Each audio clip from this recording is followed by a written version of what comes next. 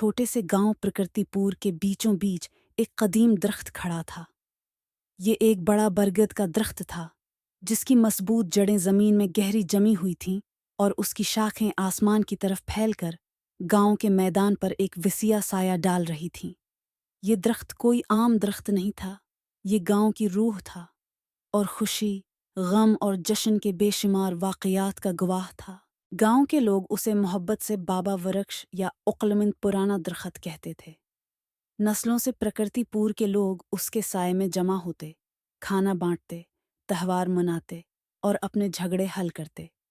बुजुर्ग कहते थे कि ये दरख्त 200 साल से भी ज्यादा पुराना था और उसे उन आबाओ अजदाद ने लगाया था जिन्होंने पहली बार उस गांव में बसेरा किया था।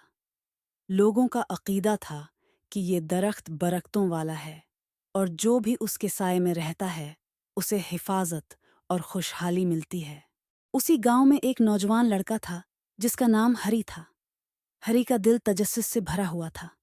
वो अक्सर अपने दादा के साथ बाबा वृक्ष के नीचे बैठा करता था और अपने दादा की ज़बानी गांव और उस दरख्त की अहमियत की कहानियां सुनता था। ये दरख्त सब कुछ देख चुका है, हरी, इसके दादा कहा करते थे। जब कहत साली, सैलाब और जंगें आए, तब भी बाबा वृक्ष मजबूती से खड़ा रहा और हमारे लोगों को पनाह दी। ये दरख्त हमारे लिए मुहाफिज की तरह है। हरी को ये कहानियां बहुत पसंद थीं, लेकिन वो हमेशा ये सोचता कि क्या वाकई दरख्त में इतनी ताकत हो सकती है। एक दिन उसने अपने दादा से पूछा, दादाजी, क्या दरख्त वाकई हमें बचा सकते हैं? ये तो बस एक दरख्त है। इसके दादा मुस्कुराए और बोले, ये महज एक दरख्त नहीं है बेटा, ये हमें साया देता है, फल देता है और हमें इकट्ठा होने की जगह फराहम करता है। लेकिन सबसे बढ़कर ये हमें सब्र, ताकत और इत्तेहाद का सबक देता है। तुम्हें ये बात तब समझ आएगी जब तुम बड़े हो जाओगे। साल गुजरते गए और मौसम बदलते रहे। गांव बाबा वृक्ष की बरकतों के साथ तरक्की करता रहा, लेकिन एक गर्मी में गांव में गैर मुतवक्के तौर पर कहत साली आ गई। दरिया खशक हो गया, फसलें मुरझा गईं और कनवे खाली हो गए। गांव वाले बहुत परेशान थे।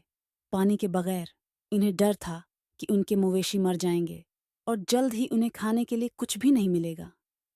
हर रोज वो बाबा वृक्ष के नीचे जमा होते, बातचीत करते और किसी माजजे की उम्मीद रखते। अब हरी एक नौजवान था और उसने देखा कि सख्त कहत साली के बावजूद बरगद का दरख्त हरा भरा रहा। इसकी जुड़ें जमीन में बहुत गहराई तक चली गई थीं, जहां से उसे पानी मिल रहा था। गांव वालों ने इस दरख्त को उम्मीद की अलामत के तौर पर देखना शुरू कर दिया।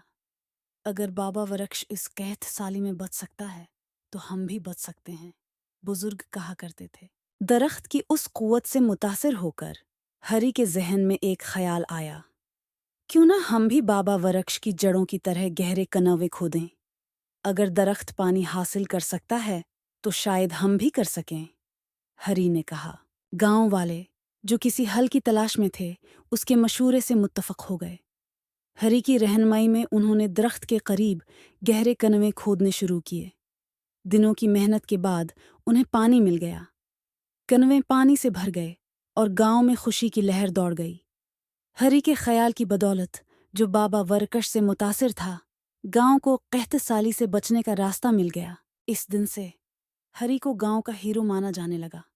लोगों को एहसास हुआ कि जैसे बाबा वृक्ष मुश्किल वक्त में साबित कदम रहा, वैसे ही अगर वो मुत्तहद रहें और कुदरत से सबक सीखें तो वो भी हर मुश्किल का सामना कर सकते हैं। वक्त गुजरता रहा और हरी गांव के बुजुर्गों में शामिल हो गया।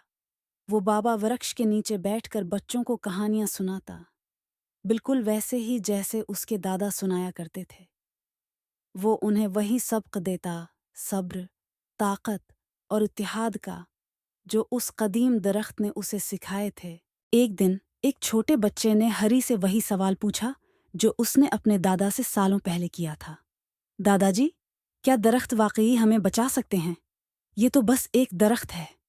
हरी मुस्कुराया और जवाब दिया, ये महज एक दरख्त नहीं है बेटा, ये हमें याद दिलाता है कि हम कौन हैं और हमें सिखाता है कि जब भी मुश्किल वक्त आए, हमें भी बाबा वृक्ष की तरह साबित कदम और जड़ों से जड़ा रहना चाहिए। اور یوں پرکرتی پور کے لوگوں کے دلوں میں اس عقلمند پرانے درخت کی حکمت نسل در نسل زندہ رہی۔